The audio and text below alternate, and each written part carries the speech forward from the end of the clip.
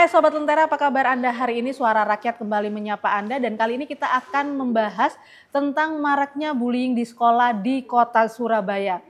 Dan tentu saja kita melihat bahwa pemerintah kota Surabaya juga menyikapi kejadian bullying yang kerap kali terjadi di sekolah. Dan untuk itu Pemkot rutin menggelar Satpol PP Goes to School dengan mengunjungi sekolah-sekolah yang ada di kota Surabaya. Hal ini dilakukan sebagai bentuk upaya pemerintah kota Surabaya mencegah bullying yang terjadi akhir-akhir ini. Namun apakah upaya ini bisa memberantas bullying di sekolah atau justru akan menambah kasus bullying di sekolah? Untuk itu kita akan membahasnya bersama Komisi di DPRD Kota Surabaya dan tentu saja sudah bersama saya Bapak Abdul Goni. Apa kabar Mas Goni? Baik Mbak Getty. Iya Mas Goni, kalau kita lihat ini pemerintah Kota Surabaya ini berupaya untuk menekan angka bullying dengan melakukan Satpol PP Goes to School. Nah kalau Anda melihat sendiri kasus bullying yang terjadi akhir-akhir ini itu sebenarnya faktor apa Mas? Ya, jadi beberapa hari yang lalu kami di Komisi D juga melakukan rapat dengan pendapat yang sempat viral kejadian SMA Gloria dan Cita Hati. Itu menjadi catatan buat kita sendiri. Kita panggil Dinas Pendidikan Jawa Timur, juga Dinas Pendidikan Kota, juga sekaligus DP3A BPKB yang membidangi dan terkait dengan anak dan kebudayaan segala macam itu. Lah dari situ kita bisa melihat memang beberapa informasi bullying di kota Surabaya itu marak, tingkatnya sampai 20%. Lah ini patut kita seriusi, yang dimana kota Surabaya itu mendapat predikat kota layak anak, baik skala nasional maupun internasional. Lah kalau kejadian-kejadian itu terus menjalar di kota Surabaya ini kan patut kita berikan atensi yang luar biasa untuk menyikapi persoalan-persoalan bullying itu.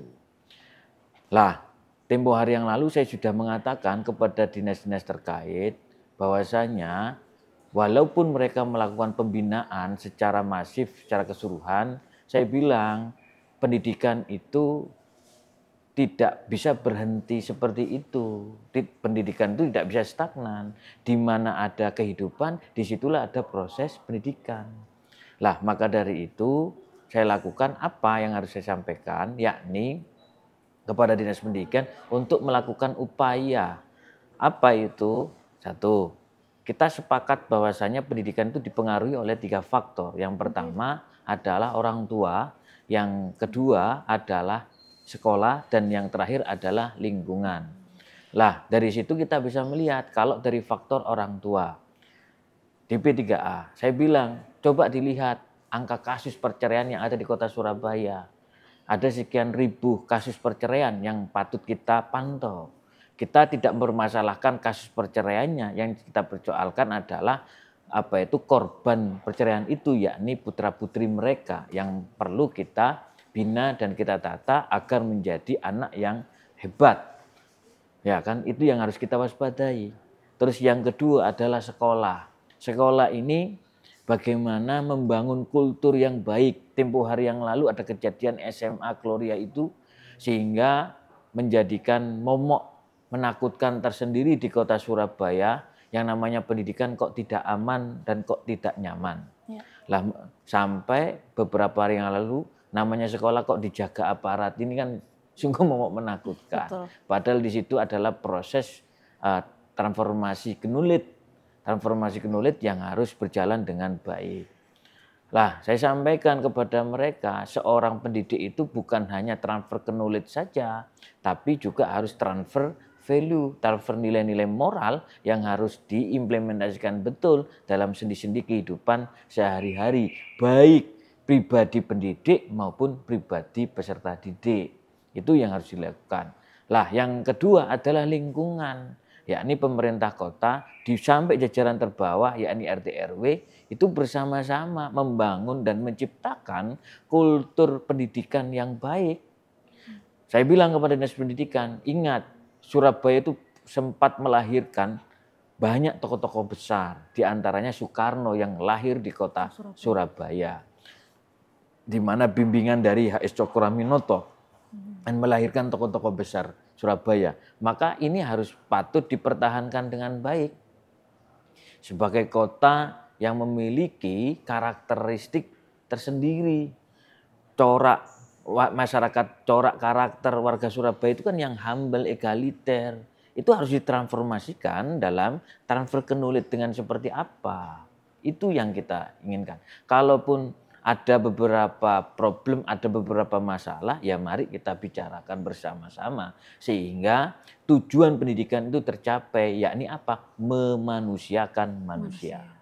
Itu Mbak Betty. Oke, Mas Gon, kalau kita lihat sendiri kan sebenarnya kasus kemarin ini cukup memprihatinkan ya buat dunia pendidikan. Seperti statement yang baru saja disampaikan oleh Mas Goni. Ini sampai akhirnya orang tua harus turun, kemudian juga premanisme terjadi di sekolahan. Sebenarnya yang dilakukan oleh pemerintah Kota Surabaya dengan mengirim Satpol PP sendiri ini sudah bijak atau justru nanti akan menambah kasus-kasus bullying sendiri, atau justru tidak membuat anak-anak ini menjadi nyaman begitu untuk dalam mengemban pendidikan mereka? Makanya kan saya sudah sampaikan, coba kita akan melakukan evaluasi. Contoh di Dinas Pendidikan.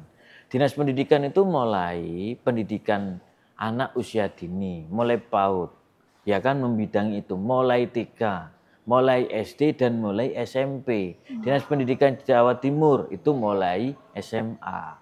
Lah, patut kita pertanyakan produk-produk dari situ outputnya seperti apa. Kok bisa menjadi anak seperti ini? Ya kan? Itu yang harus kita evaluasi bersama-sama. Tidak bisa dalam sikap itu kan hanya sifatnya kan dalam artian agar itu tidak terulang kembali. Lah, membangun dalam konteks pendidikan itu tidak serta-merta pemerintah kota dengan mengerahkan Satpol PP, keterbatasan personel pun juga luar biasa. Memang pemerintah juga menggalakkan dalam artian jangan sampai ada anak-anak kita dalam artian itu pada waktu sekolah mungkin di pinggir-pinggir jalan, di stopan-stopan itu patut kita waspadai. Karena kita harus melakukan sweeping agar anak itu bisa mendapatkan pendidikan dengan layak. Lah, seringkali memang orang tua itu tidak memahami perihal bagaimana mereka juga melakukan transfer knowledge dalam rangka membentuk tumbuh kembang anak itu menjadi baik. Itu kadang tidak pernah dipahami. Kadang serta-merta menyerahkan sepenuhnya kepada sekolah. Sementara ketika dia kembali ke rumah tidak dipantau dengan baik. Pergaulannya tidak dijaga dengan baik. Akhirnya apa? Ya kejadian-kejadian seperti itu. Artinya harus ada kesinambungan, ada kerjasama antara orang tua, anak, dan juga pihak sekolah begitu ya, yang supaya ini transparansi, artinya mereka dibully atau tidak begitu. Nanti kita akan lanjutkan kembali, tetap bersama kami di Suara Rakyat, Suara untuk Perubahan.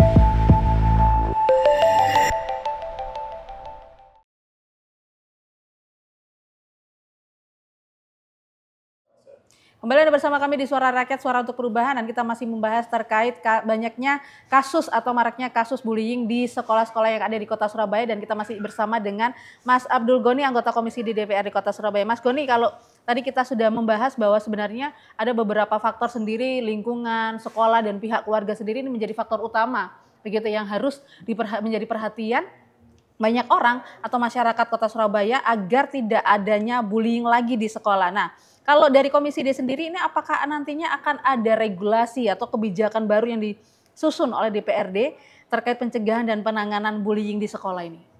Ya, makanya kan dalam artian kemarin juga kita pantau bersama-sama.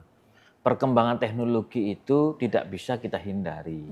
Maka dari itu perlu kita waspadai dengan melihat perkembangan itu secara positif, bukan secara negatif.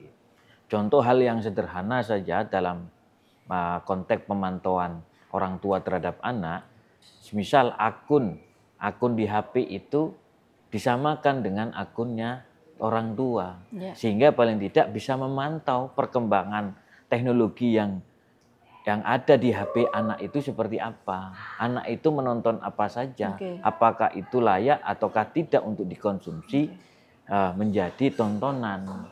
Itu yang patut kita telaah bersama-sama. Lalu apalagi, yakni bagaimana orang tua itu memiliki peran dan andil dalam artian membentuk karakter anak itu menjadi memiliki watak yang seperti apa.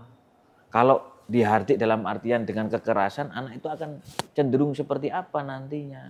Maka dari itu saya berharap melalui DP3 PPKB untuk SOFOS, untuk sosialisasi secara menyeluruh kepada lapisan masyarakat agar tidak terjadi hal-hal serupa.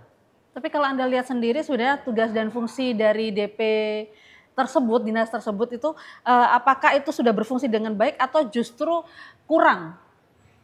Ya, menurut saya dengan banyaknya kejadian kayak gini, indikator itu bisa dikategorikan tidak berhasil kan. Dalam kutip itu upaya itu sudah dilakukan. Nah, kalau memang masih seperti itu, berarti apa yang perlu ditambah? Kalau memang problem anggaran yang perlu ditambah, ya mari kita bicarakan. Tapi dengan rasionalisasi, efisiensi dan efektivitasnya seperti apa, outputnya juga harus jelas seperti apa. Sehingga Kota Surabaya ini benar-benar kota layak anak secara lahir dan batin. Artinya kalau ketika bullying ini masih terjadi, apalagi kasus-kasus bullying yang belum terlihat ini, bisa dikatakan Kota Surabaya belum menjadi kota layak anak, begitu? Ya tidak bisa serta-merta seperti itu, Mbak Kety. Dalam itu kan ada indikator, ada kategori-kategori, dalam artian bagaimana kota itu dinobatkan sebagai kota layak anak.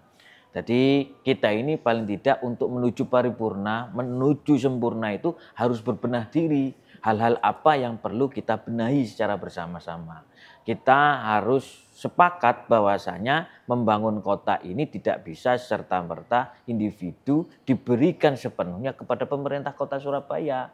Maka dari itu ya warganya, ya pejabat-pejabatnya dan kita bersama untuk membangun kota ini menjadi lebih baik. Oke, kendalanya sebenarnya apa Mas untuk mengatasi upaya masalah bullying di sekolah-sekolah yang ada di Surabaya ini? Kalau Mas Goni lihat dari Komisi D ini apa yang kendala dari Dinas Pendidikan Kota Surabaya ini, atau dari pihak sekolah kah atau justru kendala lain begitu? Ya kadang dalam artian kita bisa melihat beberapa itu kan pemantauan orang tua, pemantauan sekolah itu kurang seberapa memantau dengan baik. Pergaulan anak itu bagaimana? Makanya sempat kejadian, termasuk ada kejadian yang sungguh memilukan di Kota Surabaya, orang tua menyetujui anaknya yang masih sekolah. Ini kan perilaku-perilaku biadab yang patut kita kita berikan punishment yang sangat luar biasa, di mana ini tidak bisa dalam artian ditolerir lagi. Nah, maka dari itu perlu dilakukan sosialisasi. Kok ada semisal harimau saja memakan anaknya, tidak mungkin kok ada manusia yang seperti itu. Ya kan? Dan apalagi terjadi di Kota Surabaya yang memiliki kota dalam artian tingkat kultur pendidikan yang juga luar biasa. Nah, maka dari itu saya berharap mari kita bersama-sama membangun kota ini dengan apa? dengan jiwa yang baik, dalam artian kegotong royongan itu harus terjalin dengan baik, bersama-sama. Dan orang tua, komunikasi itu kan ada komite dan juga ada sekolah. Tuh. Seringkali komite-komite, dalam artian komite itu tidak memiliki peran yang maksimal. Termasuk BP di sekolah tidak memiliki peran yang maksimal. Lah dari DP3A PKB itu mereka menempatkan volunteer atau relawan di 400 sekian di tiap RW, balai RW. Lah maka dari itu sejauh ini progresnya itu seperti apa? Sempat kita tanyai pada waktu itu. Fungsinya bagaimana? Pendekatan dan penyelesaiannya itu melalui pendekatan seperti apa? Apakah berbasis kasus ataukah bagaimana? Lah tempo hari lalu juga saya tanyakan, kalau semisal angka kasus perceraian itu seperti apa? Terus angka kasus putus anak putus sekolah itu seperti apa? Bukan dibiarkan seperti itu. Makanya saya bilang kepada dinas terkait agar jenengan semua ini adalah dinas yang menyiapkan generasi muda. Penerus kita-kita ini kalau nggak serius untuk menggarap itu semua, apa jadinya kota ini nantinya? Itu menjadi perhatian serius buat kita semua. Oke, kalau Komisi D melihat sendiri artinya ini memang dari Komisi D memang benar-benar tidak diperlukan lagi ya regulasi baru nih? Ya, dari kacamata yang ada bukan persoalan regulasi baru ini perlu dan tidak perlu, makanya kita akan melakukan kajian mendalam perihal contoh apakah dalam artian serapan atau anggaran untuk pendidikan itu dirasa kurang. Terus bagaimana adakah standarisasi mutu pendidikan itu, standarnya bagaimana? Makanya klasifikasi sekolah itu bagaimana? Makanya saya berharap ketika sekolah berorientasi pada profit oriented ya kan kacau. Bukan pada output. Bagaimana anak itu dididik menjadi lebih baik. Tapi berorientasi pada profit oriented. Ini kan repot nantinya. Jadi mungkin itu yang bisa. Oke, artinya kan kalau ketika misalnya regulasi ini dibuat untuk penanganan kasus-kasus bullying yang dari kecil mungkin ini bisa diatasi begitu Mas Goni. Kalau kita lihat sendiri bahwa memang kasus bullying yang terjadi akhir-akhir ini tidak hanya kasus yang viral yang besar, tapi sebenarnya juga dari verbal. Sehingga anak-anak ini merasa kayak, oh aku dibully sama temenku, aku dikatain ini. Akhirnya memuncaklah yang jadi luar biasa begitu. Nah, kalau dari Komisi D sendiri ini melihat bagaimana sih nantinya harus dari pihak sekolah ini menciptakan lingkungan sekolah yang aman dan inklusif bagi semua siswa. Jadi tidak ada siswa, oh kalau siswa kaya harus seperti ini perlakuannya, kalau siswa yang kurang mampu perlakuannya harus seperti ini. Begitu. Dan kemudian apa yang harus dilakukan Dinas Pendidikan selain melakukan sosialisasi begitu. Jangan dijawab dulu. Tetap bersama kami di Suara Rakyat, Suara untuk Perubahan.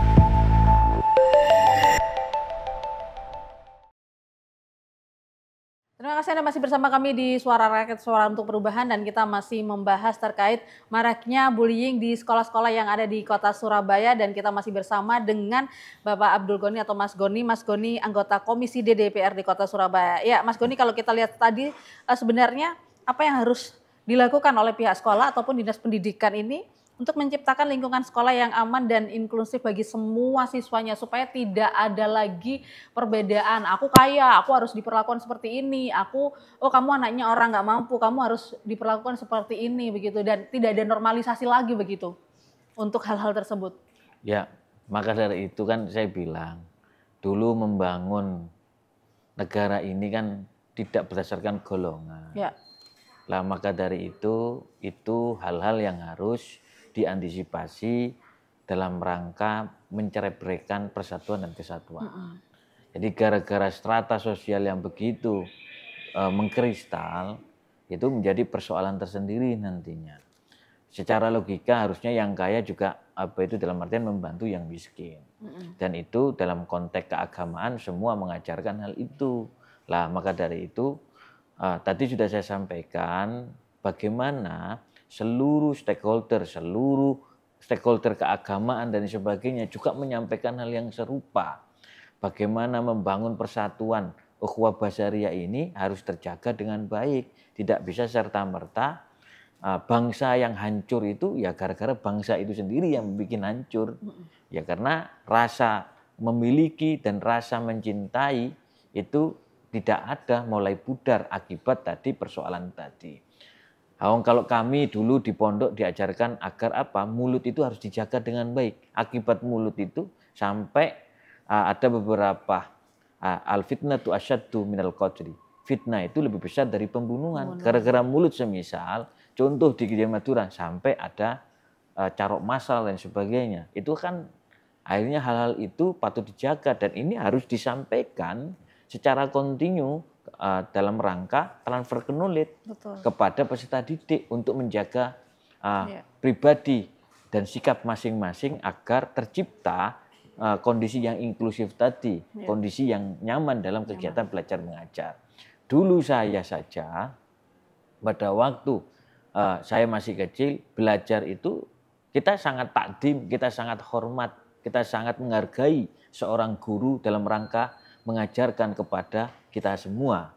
Jadi sekarang pendidik berbuat kasar sedikit saja, langsung dilaporkan repot ke polisi. Lah maka dari itu bukan menjadi dalam artian ini menjadi memang dari kacamata itu ada yang kelewatan batas dan ada yang tidak seperti itu.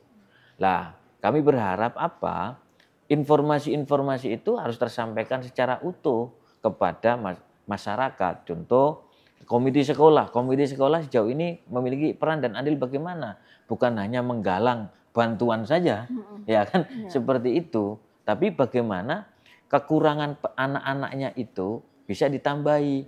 Semisal pendidik memiliki nomor telepon orang tua masing-masing. Kekurangan anak ini seperti ini, disampaikan dalam proses kegiatan belajar mengajar itu.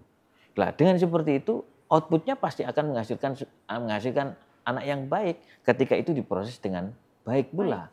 Sama-sama tertata dengan baik. Itu yang kita harapkan. Lah selama ini kan ada komunikasi yang buntu, komunikasi yang tersendat. Itu yang menjadi persoalan. Oke, artinya ini Dinas Pendidikan Kota Surabaya ini harus mencari cara begitu ya, agar bisa supaya anak-anak ini tidak melakukan bullying satu sama lain meskipun itu secara verbal. Iya, maka dari itu contoh apa yang dilakukan melalui semisal kegiatan secara massal. Semisal di forum itu disampaikan.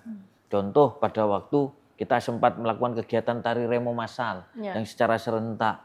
Kan mana ada semua dikomando oleh satu gerakan.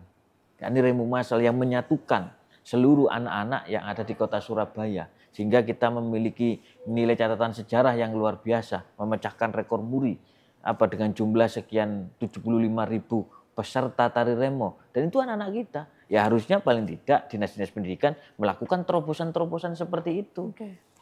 Bukan hanya anak-anak itu terkungkung di dalam kegiatan belajar mengajar yang ada di dalam sekolah. Lah, Makanya harus dalam artian dilibatkan keluar seperti apa dengan dunia-dunia yang ada di luar itu. Artinya ini lebih mendekatkan kepada budaya, kemudian kesenian, tradisional, supaya mereka juga cinta tanah airnya lebih dalam lagi begitu ya Mas Goni ya. Kalau Anda melihat sendiri ini harus ada program khusus nggak selain tari remo mendekati yang ditujukan memberikan dukungan kepada korban bullying, atau mereka khususnya mereka ini yang menjadi korban ini apakah perlu untuk menjalani tes kesehatan, tes psikis begitu, atau perlu pendampingan psikologis? Ya, dalam artian apa itu? Dari Dinas Pendidikan kami sudah menekankan betul untuk mencari jalan keluar dari permasalahan ini. Makanya kan apa yang kita juga banyak perguruan-perguruan tinggi, ya kan? Mereka juga kita harapkan untuk dilibatkan dengan betul. Jangan terus menutup diri. Ya kan, jangan seakan-akan ego kelembagaan itu dikedepankan. Contoh dari DP3 BPKB kan harus berkomunikasi dengan baik. Contoh juga harus berkomunikasi dengan baik dengan apa? Dinas Kesehatan. Ya kan, kalau jiwanya tidak sehat kan repot juga. Ya, kolaborasi ini harus terintegrasi dengan baik. Nah, kalau semisal itu terpotong kan repot. Itu menjadi masalah juga. Oke, kalau begitu target dari Komisi DPRD Kota Surabaya sendiri agar kasus bullying ini tidak terjadi lagi apa nih Mas? Ya kita akan pantau, melakukan evaluasi secara menyeluruh di tiap 3 bulanan, dalam artian kita akan pantau, selanjutnya nanti kita akan melakukan hal-hal rutinitas di DPRD untuk melakukan pelaporan. Dan saya berharap masyarakat kota dan warga Kota Surabaya juga ikut terlibat dalam memantau dan mengawasi dan menyampaikan kepada pihak terkait perihal persoalan hal yang dirasa itu merugikan peserta didik. Oke, saran dan kemudian harapan terakhir kepada masyarakat Kota Surabaya dan juga pemerintah Kota Surabaya, silakan Mas Goni. Ya, kami berharap kepada pemerintah kota untuk tidak henti-hentinya membangun kota ini menjadi lebih baik lagi, karena kesempurnaan itu tidak bisa diselesaikan oleh satu pihak, maka kita harus bersama-sama membangun kota ini menjadi lebih baik lagi.